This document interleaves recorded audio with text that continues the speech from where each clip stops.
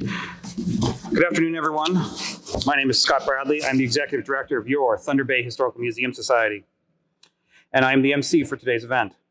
I would like to begin today by acknowledging the original custodians of this land and paying our respects to the elders, past, present, and future, for they hold the memories, the traditions, the culture, and the hopes of Indigenous peoples. We recognize that we are meeting on the traditional land of Fort William First Nation, signatory to the Robinson Superior Treaty of 1850, and to acknowledge the role of the Métis settlement in the development of our community. Thank you for joining us today at the Major Christopher Patrick John O'Kelly VC Armory. And thank you to the Lake Superior Scottish Regiment for hosting this fantastic event. A bit of housekeeping I already kind of covered about the book sales today, and Mike will be running back to grab more copies here in a bit. There are some small bit of refreshments off to the side if anyone gets a bit peckish after the event. But aside from that, I would like to recognize some distinguished attendees at this afternoon's event.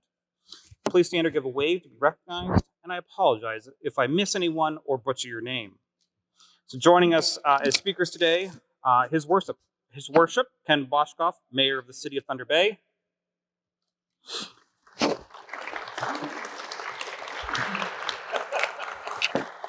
Dr. Michelle Beaulieu, past president of the Thunder Bay Historical Museum Society and honorary colonel of the Lake Superior Scottish Regiment. Chris Conant, cousin to James Aldridge, and also the EVP Marketing and Creative Director with Wilkinson Multifamily Investing, and is the manager of the production of Follow the Tracks.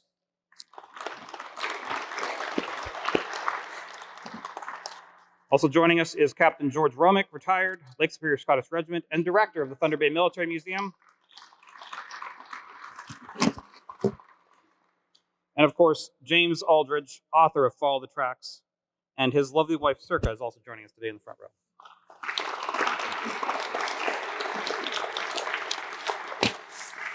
In attendance for today's event, former MP, Thunder Bay, Nipigon, Dr. Ernie Epp, Professor Emeritus with Lakehead University.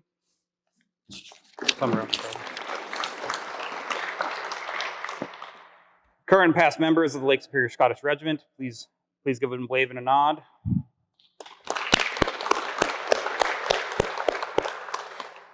Thunder Bay Historical Museum Society board members, Secretary Dale Willis,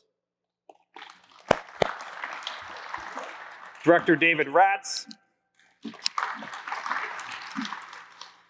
and past president of the Society, Mark Chokla. Former Society board member, Diana Palin. Former director of the Thunder Bay Museum, Dr. Tori Tronrud, hiding back there. And secretary for the board of directors of Friends of Grain Elevators, Nancy Perozzo. Thank you, everyone, for attending. So, without further ado, I would like to invite His Worship Ken Boshkoff, Mayor of the City of Thunder Bay, to speak.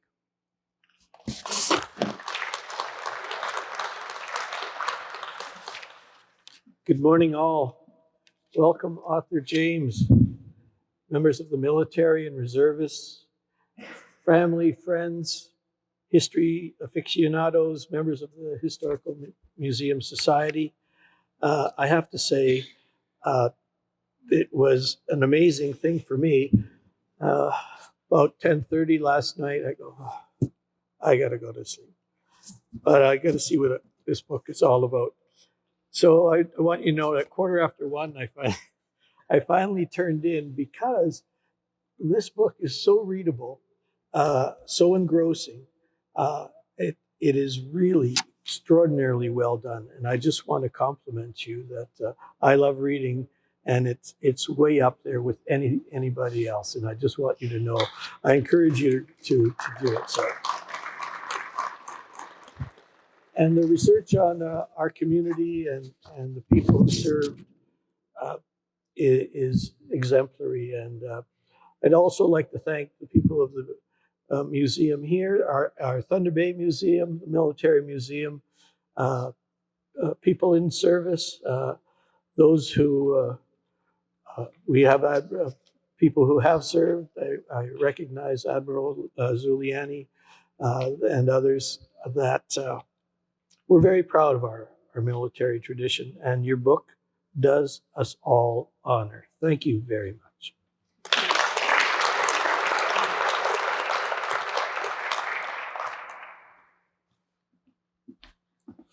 Thank you, Mayor Boshkoff.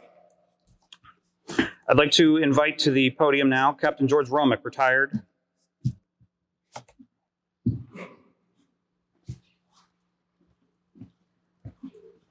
Thank you, Scott. Good afternoon. I'm going to apologize right now because I left my notes on my computer, and that was the last thing I was supposed to do this morning before I left the house, and guess what? It's still sitting there.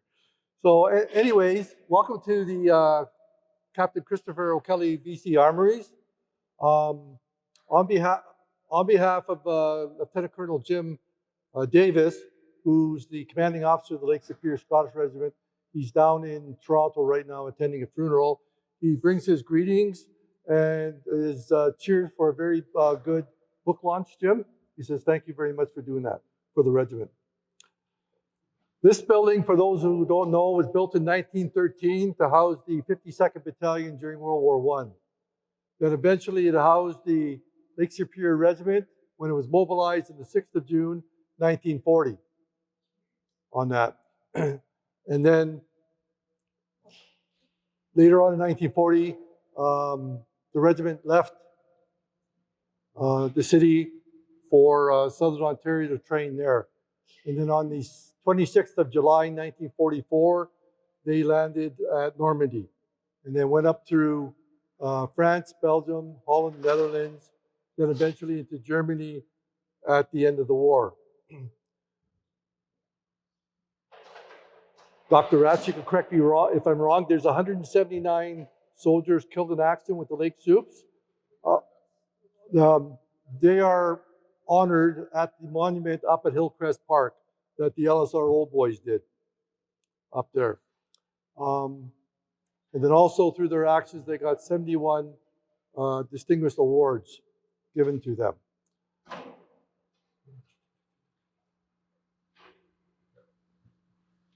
On them. The present-day Armories houses 4 Army Reserve units. Is the Lake Superior Scottish Regiment, 18 Field Ambulance, 3 Squadron of 38 Signals Regiment, and 18 Service Company of 38 Brigade Service Battalion. We also have 2 Army Cadet Corps, 2294 and 2511 Army Cadets. The museum is open afterwards. On my right, just up the stairs, is the mezzanine part of the display, where we have the George Hogle POW paintings, which is a very intricate part of the museum. And of course, you've seen the display when you came in on the LSR. And then when you're going out just to your left, past the glass doors, that's the main part of the museum. So I welcome you to come and visit the museum, and please enjoy your afternoon. Thank you very much.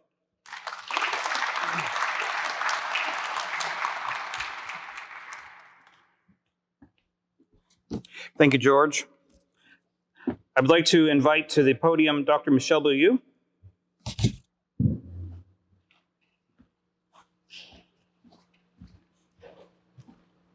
Afternoon, everyone. Hopefully you can all hear me and that didn't boom too loudly. I'm going to pretend that I have notes, but I'm actually going to speak a little bit more from the heart. So first, on behalf of the Board of Directors of the Thunder Bay Historical Museum Society, as well as our members, as well as staff, just like to thank everyone for coming out today. Also thank James Aldridge for a wonderful book.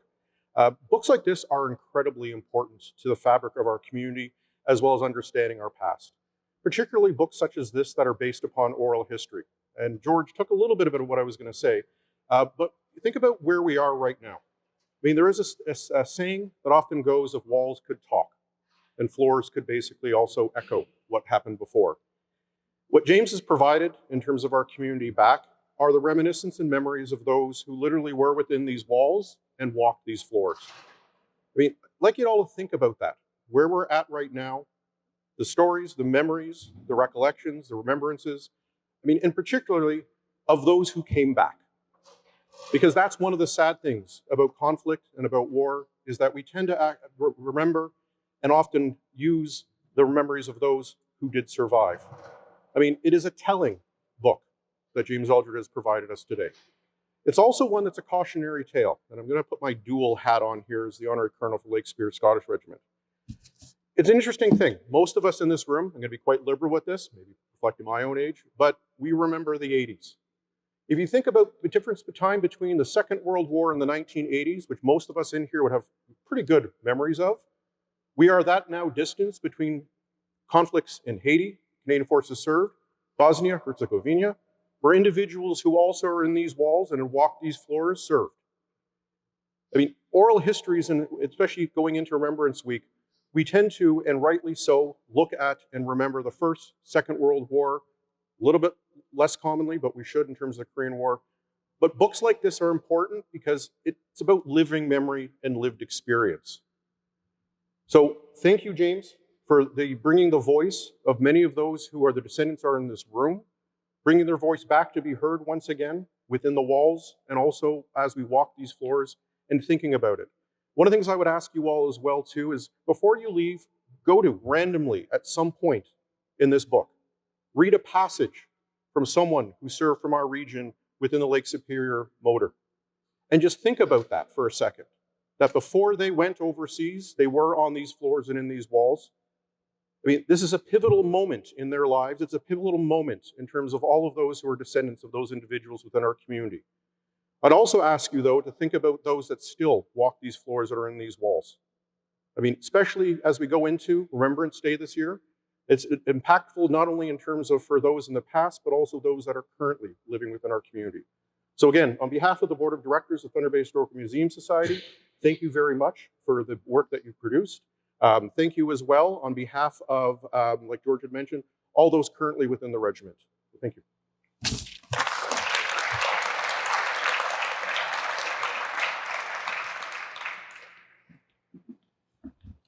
Thank you, Dr. Beaulieu. I'd like to invite to the podium Chris Conant.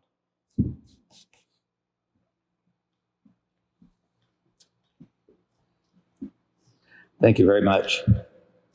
Greetings from Dallas, Texas.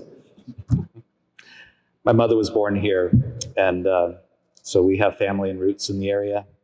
It's an honor working with my cousin, Jim, who I'm going to introduce in just a moment, on the book. More specifically, I have a heart for veterans.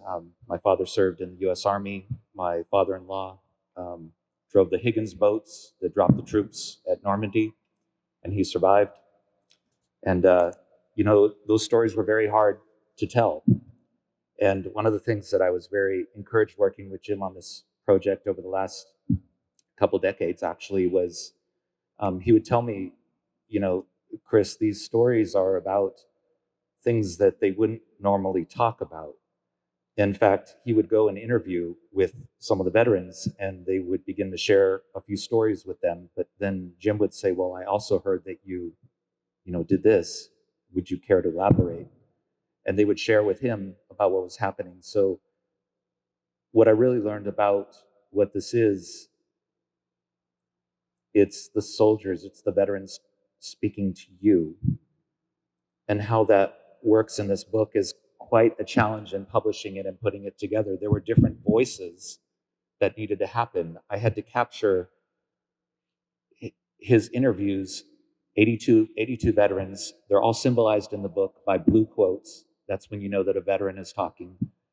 But it's all set up with narrative context by Jim and all the facts and the work that you did there as well, including the photos that were collected from the Thunder Bay Historical Museum, as well as the veterans themselves and their private collections.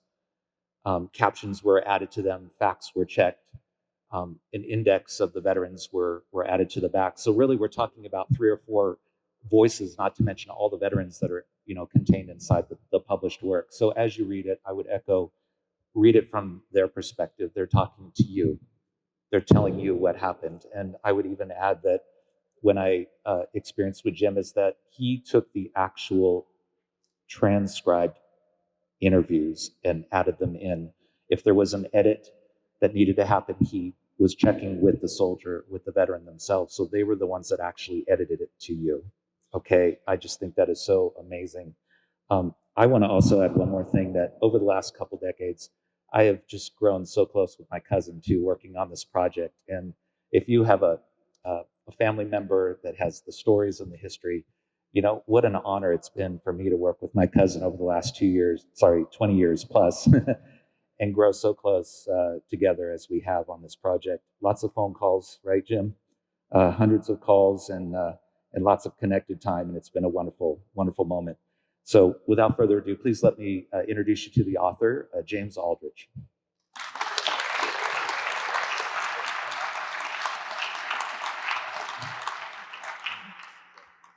Well, That much. you say what you like. Thank you, cousin. You got it. Thank you, cousin Chris. We become closer than cousins, I can tell you. Yeah, come over a little bit more. He's my younger brother. First of all, folks, I want to thank you for coming here. It means so much to me.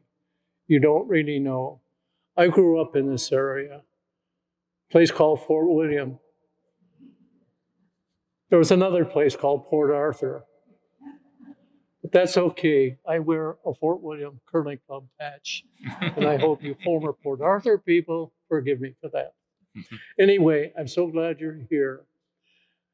I don't know what it is that you would like to hear from me. I'll rattle on here. Many of you, I believe, have relatives that served in the regiment, the LSR. I know some of you have. And there are others who are just fans of the people who did. This book started off as some of your local people named the Cousinos. I'm sure most of you know who they were, Ray and Ava. And I got to know them on my frequent visits up here in the Lakehead. And they met me out in the parking lot one day, and it was Ava who said, "You've already got these interviews. What are you going to do with them, Jim?" I said, "I have no idea. I just want to get the words down when you people are available." And she said, "If you do a book, I'll pay for it." I said, "Well, we'll see about that." So anyway, I continued on my trips across Canada to BC, and I live in California. And along the way from Manitoba and Saskatchewan and so on, I would interview Lake Supes, ex-Lake Supes, who were available. Sometimes they were, and sometimes they weren't. But let me say this, in every instance, and there was, I don't know, 70 or 80 of them, I have never met a finer bunch of people in my life. You have to be real proud of the people that were serving this community and serving Canada. I'm a Canadian and a proud Canadian. I was taken from the Lakehead at age 16 against my wishes. Why would I leave this wonderful place? I learned to ski on Mount McKay. I learned to swim in the Neving River. I did all kinds of things that most of you people probably have done as well. But that was a part of my life a long time ago, 70 years or so. But after talking to the Cousinos, I realized that there was a need to get some information as best we can of the chaps that are still with us. So I started the interview process, and it went on for years. I would take an interview with my little tape recorder and sit down. I'm a non-typist, but I would do my best. And I would send that transcript to the veteran and say, "Your comments, please." Let me tell you what it's like to interview a veteran. I'm a veteran myself, the United States Army, as it turns out. Not the only Canadian that served in America's Army, but I'm proud for that nice time there as well. I was one of three Canadians in my basic training company. We refer to one another as Canucks, but the Yankees were okay too. We got along fine, and I'm proud of my time in the United States Army. But getting back to the book, I got to know so many people, but let me tell you what it's like when you're talking to a veteran. They're harboring things that many of you thought you heard, but probably never did if you're the daughter or son or a nephew or grandson or something. I know what it's like to have a veteran disclose things to me where they've told me. They're telling me things they've never told anybody else. And being a veteran myself, I can understand why they do that.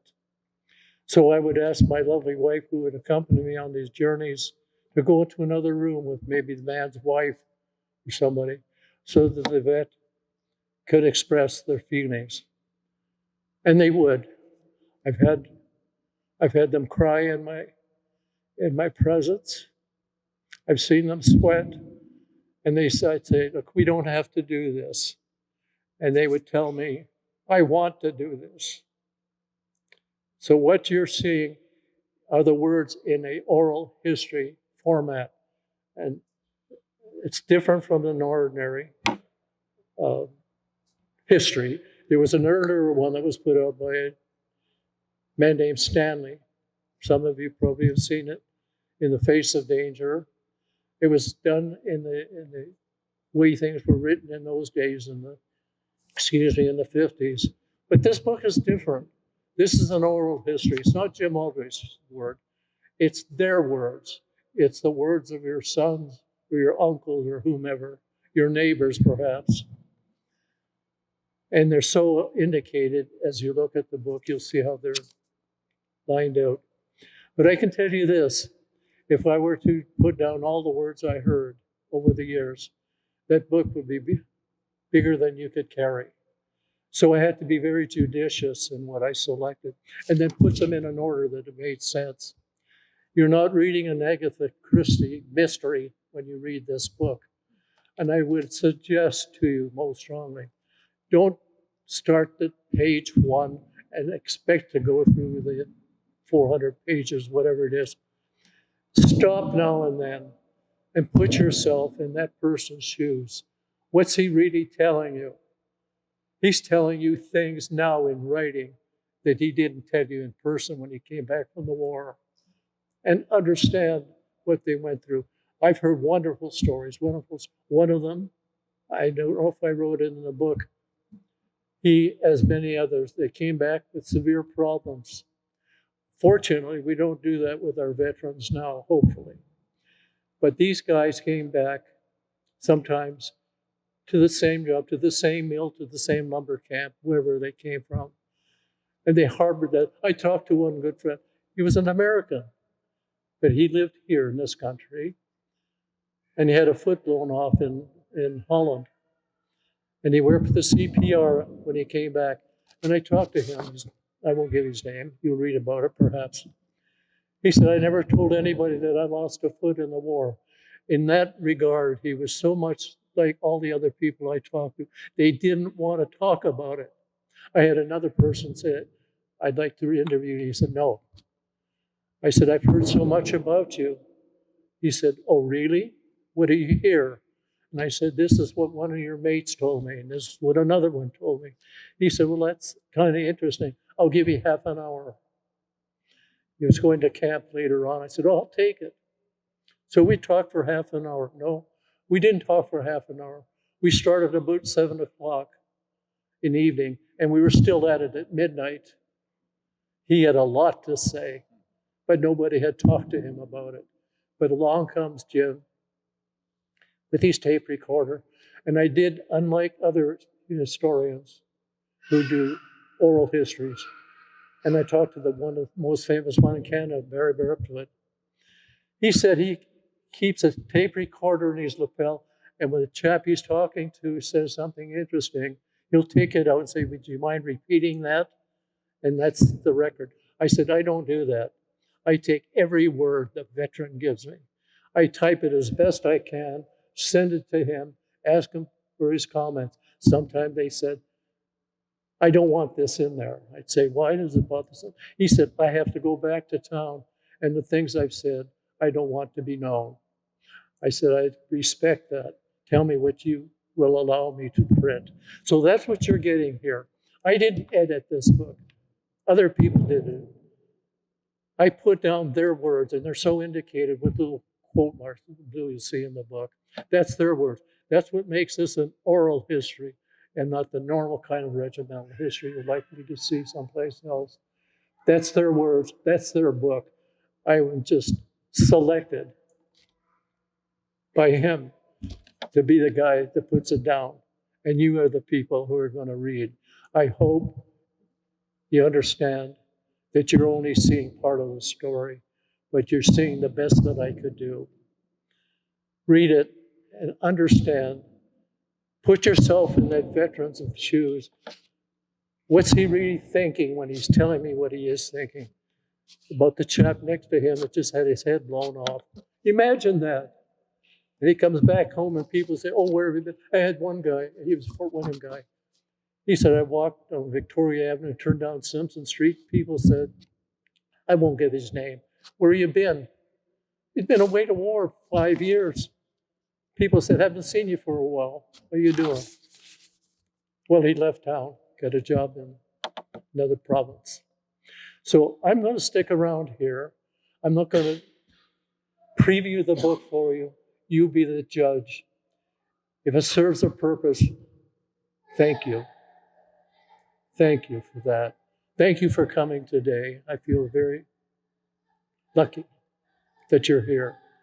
And I know my wife, who has been with me through all of these travails, there wouldn't be a book without my wife.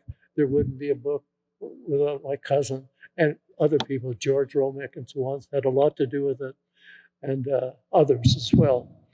I think we've got the names in the book. So I'm going to stick around. I don't know how long we have the premises here, but if anyone wants to talk to me, I hesitate to do this, but can anyone tell me by raising your hand that you had a relative who served in the LSR? Look at, you're the people I was writing for.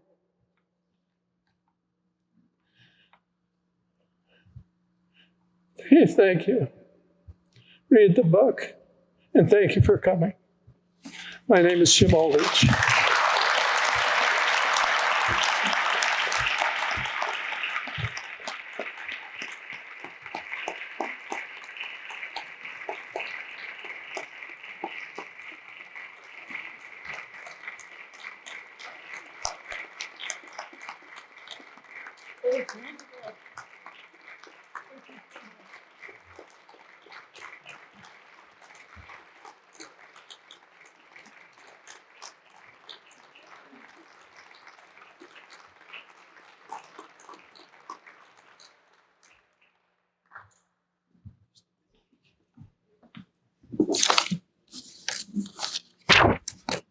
Well, thank you, Chris, and thank you, of course, James.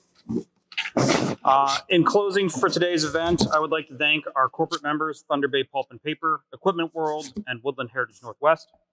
And of course, thank you to the Thunder Bay Museum, or Thunder Bay Military Museum, for helping plan this lovely event. And please do visit them before you leave today. And thank you to Lieutenant Colonel Jim Davis and the Lake Superior Scottish Regiment for hosting this event. Thank you to the museum staff and volunteers who make events like this possible and maintain and run our society. Please take advantage of the light refreshments that are available, and I invite the rest of you who haven't had a chance to purchase your book today for 30% off, and also pick up those copies for those family members of the interviewees. Please do take this opportunity to reconnect with the families of those Lake Superior Scottish Regiment veterans, and of course, enjoy each other's company this afternoon. As soon as I adjourn here in a moment, we're going to do a photo op with the speakers, and then we'll have some time for James to do an interview with the media that are here, and then of course he'll be available to chat with any of you. So thank you once again for attending today's event. We really appreciate it, and I look around at how big this crowd is. This is really exciting to see everybody here. So thank you again. Have a great day.